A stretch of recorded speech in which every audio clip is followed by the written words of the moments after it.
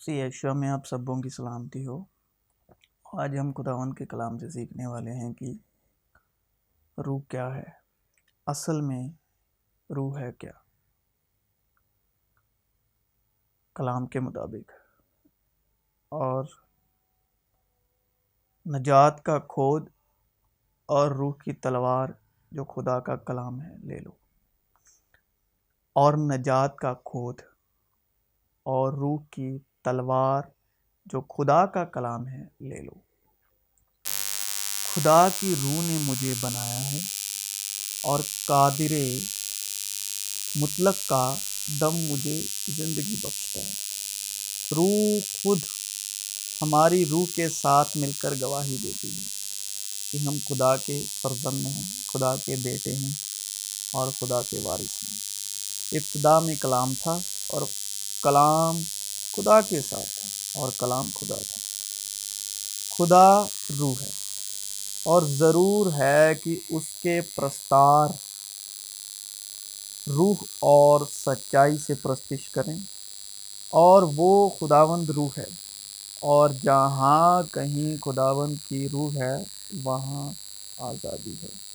اور جسمانی نیت موت ہے، مگر روحانی نیت زندگی اور اطمینان۔ اطمینان کا مطلب شانتی، شالوم، پیس ہے، جس نے ہم کو نئے عہد کے خادم ہونے کے لائق بھی کیا، لفظوں کے خادم نہیں بلکہ روح کے، کیونکہ لفظ مار ڈالتے ہیں مگر روح زندہ کرتی ہے۔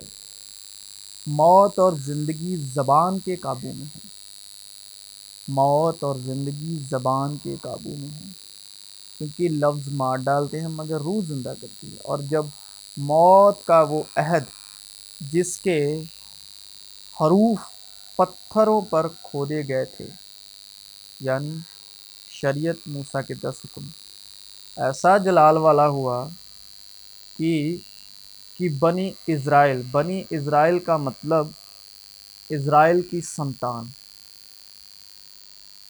یعقوب کی سنتان، موسیٰ کے چہرے پر اس جلال کے سبب سے جو اس کے چہرے پر تھا غور سے نظر نہ کر سکی، حالانکہ وہ گھٹتا جاتا تھا۔ تو روح کا عہد تو ضرور ہی جلال والا ہوگا۔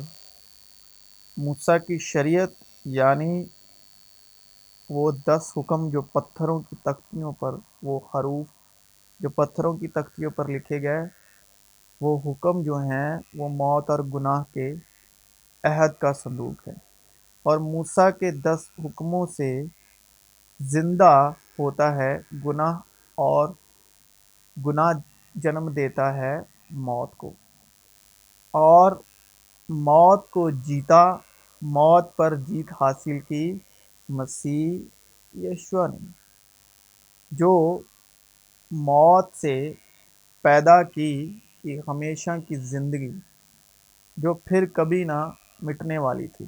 یعنی مسیح یشوع موسیٰ کی ویوستھا میں پیدا ہوئے، موسیٰ کی ویوستھا کے انوسار صلیب دیے گئے اور روح کے وسیلے تیسرے دن مردوں میں سے زندہ ہوئے، کیونکہ زندہ کرنے والی روح ہے۔ اور مسیح یشوع روح کے یعنی زندگی کے عہد کا صندوق ہے۔ اس میں زندگی تھی اور وہ زندگی آدمیوں کا نور تھا۔ زندہ کرنے والی تو روح ہے، جسم سے کچھ فائدہ نہیں۔ جو باتیں میں نے تم سے کہی ہیں وہ روح ہیں۔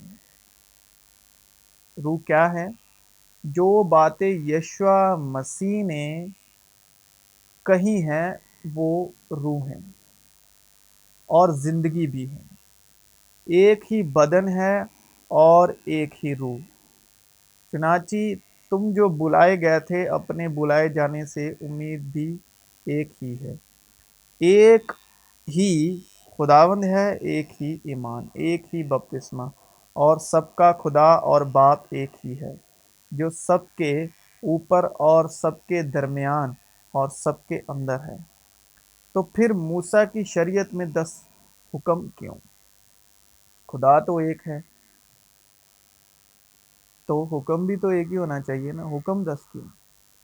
حکم بھی ایک ہی ہے، وہ کیسے، وہ بھی ہم کلام سے سیکھیں گے۔ اور جب فریسیوں نے سنا کہ اس نے صدوقیوں کا منہ بند کر دیا تو وہ جمع ہو گئے، اور ان میں سے ایک عالم شرع نے آزمانے کے لیے اس سے پوچھا، یعنی عالم شرع کا مطلب جو شرع کا، موسیٰ کی شریعت کا علم رکھنے والا، موسیٰ کی شریعت کا، ویوستھا کا گیان رکھنے والا، نالج رکھنے والا، اس کو اردو میں کہتے ہیں عالم شرع، نے آزمانے کے لیے اس سے پوچھا، اے استاد، یعنی یشوع مسیح سے، توریت میں کون سا حکم بڑا ہے؟ اور یہ عالم شرع یشوع مسیح سے پوچھ رہے ہیں، یعنی جو شرع کا علم رکھنے والا، شرع کی نالج رکھنے والا، شرع کو جاننے والا۔ اس نے اس سے کہا کہ خداوند اپنے خدا سے اپنے سارے دل اور اپنی ساری جان اور اپنی ساری عقل سے محبت رکھ۔ یشوع مسیح نے عالم شرع سے کہا جو شرع کو جانتا تھا۔ بڑا اور پہلا حکم یہی ہے، اور دوسرا اس کی مانند یہ ہے کہ اپنے پڑوسی سے اپنے برابر محبت رکھ۔ انہی دو حکموں پر تمام توریت، یعنی موسیٰ کی ویوستھا، پہلی 5 کتابیں، توریت، توراہ، اور انبیاء کے صحیفوں کا مدار ہے۔ انبیاء یعنی نبی، انبیاء یعنی جو زبور ہیں، ٹھیک ہے۔ تاہم اگر تم اس نوشتے کے مطابق کی اپنے پڑوسی سے اپنی مانند محبت رکھ اس بادشاہی شریعت کو پورا کرتے ہو تو اچھا کرتے ہو، لیکن اگر تم طرفداری کرتے ہو تو گناہ کرتے ہو، کیونکہ خدا کسی کا طرفدار نہیں، اور شریعت تم کو قصوروار ٹھہراتی ہے، کیونکہ جس نے ساری شریعت پر عمل کیا اور ایک ہی بات میں خطا کی۔ مان لیجئے 10 حکم ہیں، 9 حکم کو آپ پورا کر رہے ہیں، لیکن 10 میں سے 9 حکموں کو پورا کریں لیکن ایک میں خطا کر رہے ہیں، اور ایک ہی بات میں خطا کی، وہ ساری باتوں میں قصوروار ٹھہرا۔ اگر شریعت کے ماننے والوں میں سے جو ایک ہی بات پر خطا کرتا ہے، وہ سبھی حکموں کی حکم عدولگی کرتا ہے، نافرمانی کرتا ہے، یعنی جو شریعت کی 10 باتوں میں سے ایک ہی بات کو پورا کرنے میں کامل نہیں، تو وہ ساری شریعت کے مطابق سبھی حکموں کا، پوری شریعت کا قصوروار ٹھہرا۔ اور اس کے الٹ اگر ہم ایک حکم کو پورا کرتے ہیں تو ساری شریعت کو پورا کر دیتے ہیں۔ وہ کون سا حکم ہے؟ کیونکہ ساری شریعت پر ایک ہی بات سے پورا عمل ہو جاتا ہے۔ اگر ایک ہی بات سے ہم قصوروار ٹھہرتے ہیں تو ساری شریعت کے قصوروار ٹھہرتے ہیں۔ تو ایک ہی بات ہے جس سے ہم پوری شریعت میں کامل بھی ٹھہرتے ہیں، اور ساری شریعت اس بات سے پوری ہو جاتی ہے، کیونکہ ساری شریعت پر ایک ہی بات سے پورا عمل ہو جاتا ہے، یعنی اس سے کہ تو اپنے پڑوسی سے اپنی مانند محبت رکھ۔ اس کا مطلب حکم تو ایک ہی ہے، لیکن اگر ہم ایک حکم کی نافرمانی کرتے ہیں تو باقی سبھی شرع کی نافرمانی کرتے ہیں اور اس کے قصوروار ٹھہرتے ہیں۔ اس کے الٹ ایک حکم کو مانتے ہیں، یعنی کہ تو اپنے پڑوسی سے اپنی مانند محبت رکھ، تو ہم پوری شرع کو پوری کر دیتے ہیں، شرع میں کامل ٹھہر جاتے ہیں۔ میں تمہیں ایک نیا حکم دیتا ہوں کہ ایک دوسرے سے محبت رکھو، کہ جیسے میں نے تم سے محبت رکھی۔ یہ یشوع مسیح کا حکم ہے، تم بھی ایک دوسرے سے محبت رکھو۔ اگر آپس میں محبت رکھو گے تو اس سے سب جانیں گے کہ تم میرے شاگرد ہو۔ اگر کوئی کہے کہ میں خدا سے محبت رکھتا ہوں اور وہ اپنے بھائی سے عداوت رکھے تو جھوٹا ہے، کیونکہ جو اپنے بھائی سے جسے اس نے دیکھا ہے محبت نہیں رکھتا، وہ خدا سے اس نے نہیں دیکھا محبت نہیں رکھ سکتا۔ اور ہم کو اس کی طرف سے یہ حکم ملا ہے، یعنی اس بات میں مکاشفہ تعلیم یہ ہے کہ اگر ہم دسنے والی چیزوں کی عزت اور اس سے محبت نہیں رکھتے جو قدرت میں ہے، کائنات میں ہے، تو ہم اس کی عزت بھی نہیں کرتے، اس سے محبت نہیں کرتے جو ہمیں دکھائی نہیں دیتا، جو ہماری آنکھوں کو دکھائی نہیں دیتا، جو جسمانی آنکھوں سے دکھائی نہیں دیتا۔ اگر ہم جسمانی آنکھوں سے دکھائی دینے والی چیزوں کی عزت کرتے ہیں اور اس سے محبت کرتے ہیں، اس کا مطلب ہے کہ ہم اس سے بھی محبت کرتے ہیں جو دکھائی نہیں دیتا۔ اور ہم کو اس کی طرف سے یہ حکم ملا ہے کہ جو کوئی خدا سے محبت رکھتا ہے وہ اپنے بھائی سے بھی محبت رکھے، اور جو بھائی سے محبت رکھتا ہے خدا سے محبت رکھتا ہے۔ جو محبت خدا کو ہم سے ہے اس کو ہم جان گئے اور ہمیں اس کا یقین ہے۔ خدا محبت ہے۔ خدا کیا ہے؟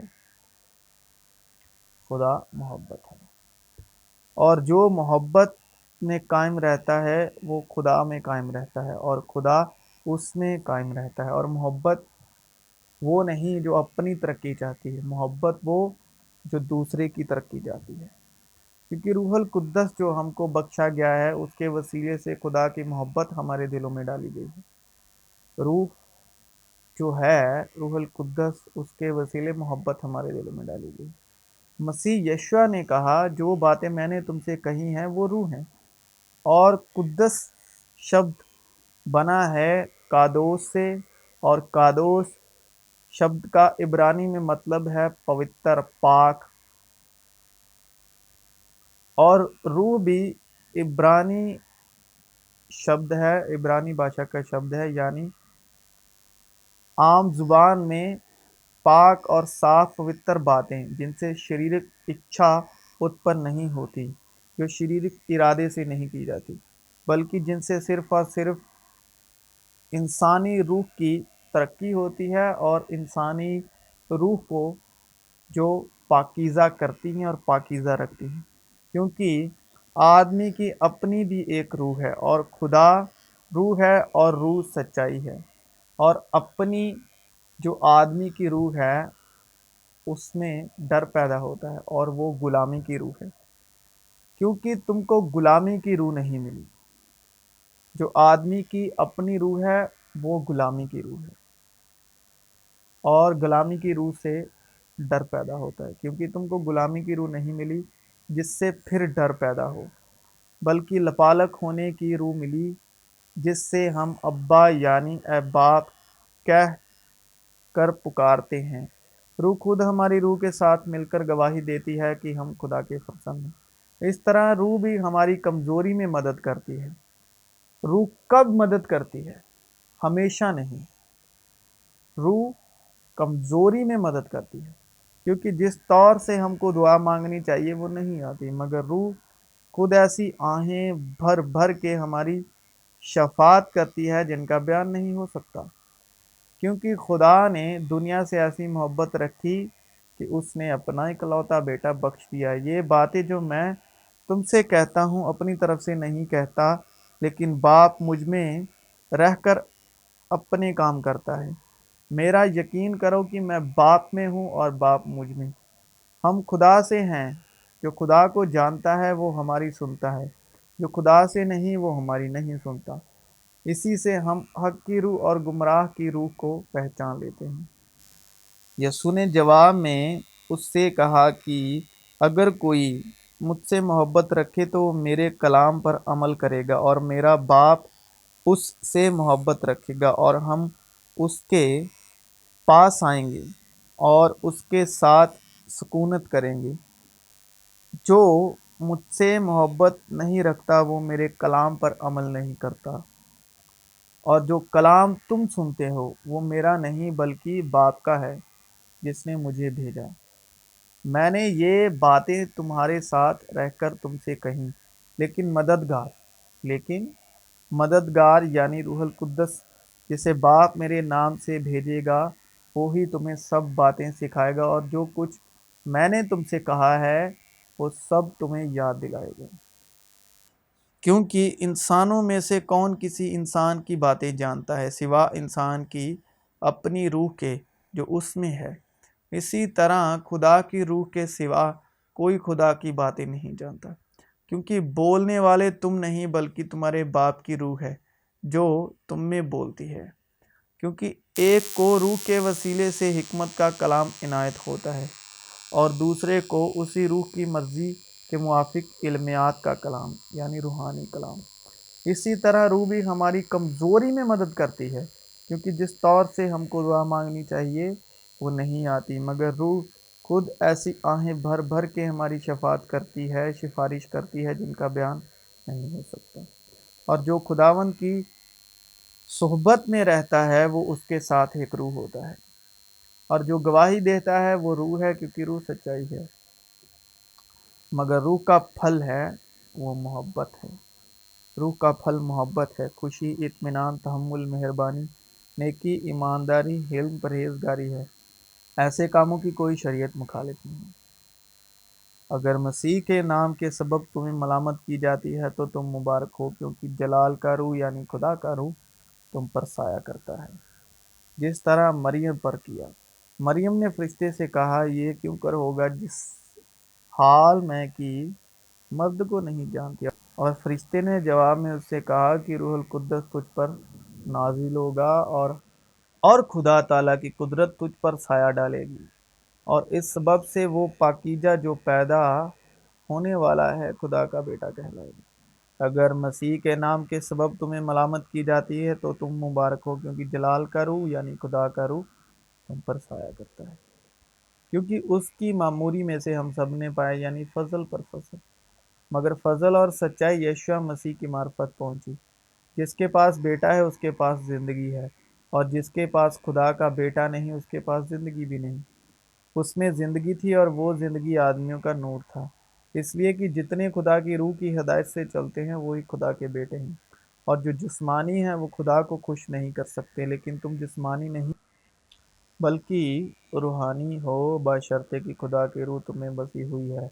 مگر جس میں مسیح کی روح نہیں وہ اس کا نہیں۔ اور اگر مسیح تم میں ہے تو بدن تو گناہ کے سبب سے مردہ ہے، مگر روح راست بازی کے سبب سے زندہ ہے۔ مگر روح کا پھل محبت، خوشی، اطمینان، تحمل، مہربانی، نیکی، ایمانداری، حلم، پرہیزگاری ہے۔